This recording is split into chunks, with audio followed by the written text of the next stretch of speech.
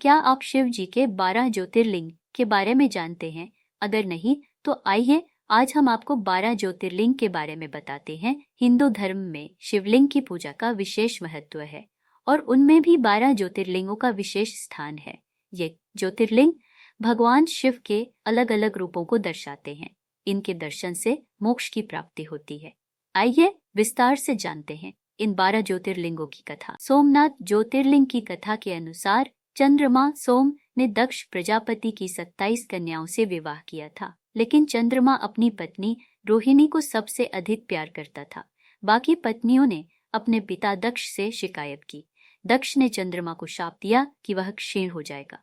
चंद्रमा ने इस शाप से मुक्ति पाने के लिए शिव की तपस्या की और शिव ने उन्हें वरदान दिया कि वह हर 15 दिन बाद पूर्ण हो जाएंगे और 15 दिन क्षीण।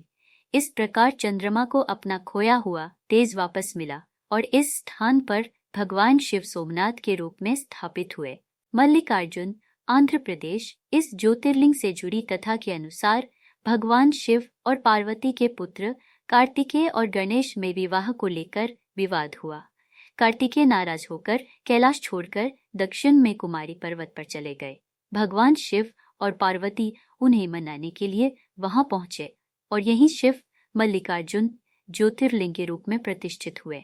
महाकालेश्वर मध्य प्रदेश। महाकालेश्वर ज्योतिर्लिंग उज्जैन में स्थित है। कथा के अनुसार एक समय उज्जैन के राजा चंद्रसेन शिव भक्त थे। एक बालक जो शिव का बड़ा भक्त था ने शिवलिंग की पूजा की। इसी समय राक्षस दूषण ने उज्जैन पर हमला कर दिया। उस भक्त की आराधना से प्रसन्न होकर भगवान शिव प्रकट हुए और राक्षस का वध कर दिया।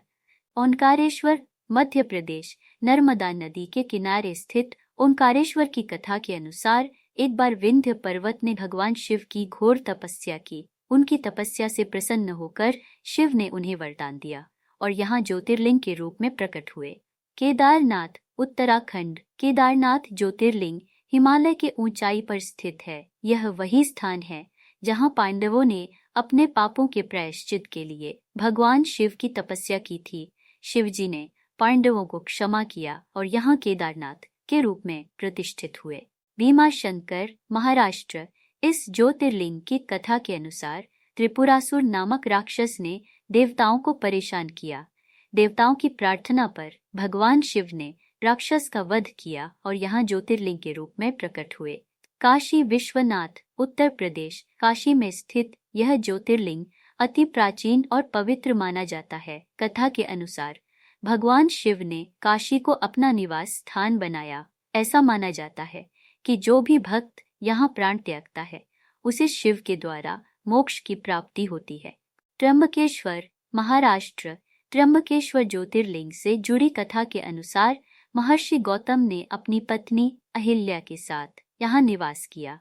यहाँ भगवान शिव ने उनकी तपस्या से प्रसन्न होकर उन्हें वरदान दिया और इस स्थान पर त्र्यंबकेश्वर ज्योतिर्लिंग के रूप में प्रकट हुए।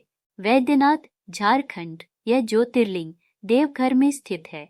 यहाँ की कथा के अनुसार रावण ने भगवान शिव को प्रसन्न करने के लिए कठोर तपस्या की और अपने 10 सिरों की आहुति दी। भगवान शिव ने प्रसन्न होकर उसे आशीर्वाद दिया और रावण को ज्योतिर्लिंग प्रदान किया। इस ज्योतिर्लिंग को रावण लंका ले जाना चाहता था, लेकिन वह देवघर में ही स्थापित हो गया। नागेश्वर गुजरात। नागेश्वर ज्योतिर्लिंग की कथा के अनुसार एक बार एक भक्त सुप्रिय भगवान शिव की उपासना कर रहा था। तभी राक्षस दरुका ने उसे बंदी बना लिया। सुप्रिय ने भगवान शिव का ध्यान किया और शिव ने राक्षस का संहार कर अपने भक्त को मुक्त किया।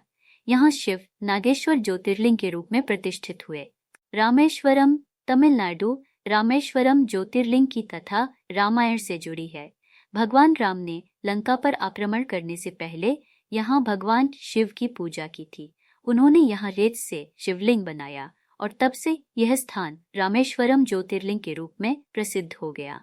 कृष्णेश्वर महाराष्ट्र। कृष्णेश्वर ज्योतिर्लिंग से जुड़ी कथा के अनुसार एक भक्तनी कृष्णा ने अपने पुत्र की मृत्यु के बाद शिवलिंग की स्थापना कर उसकी उपासना की।